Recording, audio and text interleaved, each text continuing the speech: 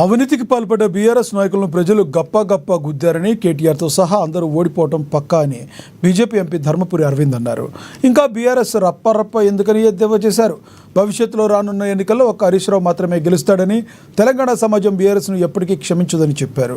ఈ నెల 29న కేంద్ర హోంమంత్రి అమిత్ షా నిజామాబాద్లో పసుపు బోర్డు కేంద్ర కార్యాలయాన్ని ప్రారంభిస్తారని అరవింద్ తెలిపారు.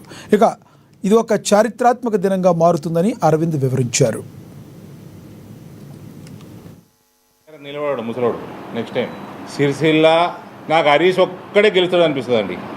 గదముక్కోడు కాళేశ్వరంలా, లిక్కర్ స్కామ్లా ఇట్లాంటివి ఏమనుకున్నారు బిడ్డే. వాడు ట్యాపింగ్ టిల్లుగాడు ట్యాపింగ్లా, ఈ కార్లా, ఈ విద్యుత్ స్తంభం లెక్క పొడుగున్నటోడు విద్యుత్ స్కామ్లా వీళ్ళని గప్ప గుద్ది రప్ప జైలు వేయాలి. ఫస్ట్ జైలు వేసినాక మళ్ళా రప్ప ఇంకా స్కాములు పెట్టబడతాయి. ఇలా ముఖానికి 3 సీట్లు రా వీళ్ళకి తిప్పి కొడతాయి. ఆ కేసీఆర్ నిలబడాడు ముసలోడు నెక్స్ట్ టైం సిరిసిల్ల నాకు హరీష్ ఒక్కడే గెలుస్తాడు అనిపిస్తుంది అండి. సిద్దిపేట బయట ఆయన కూడా లుటపీస్ ఏం లేదా.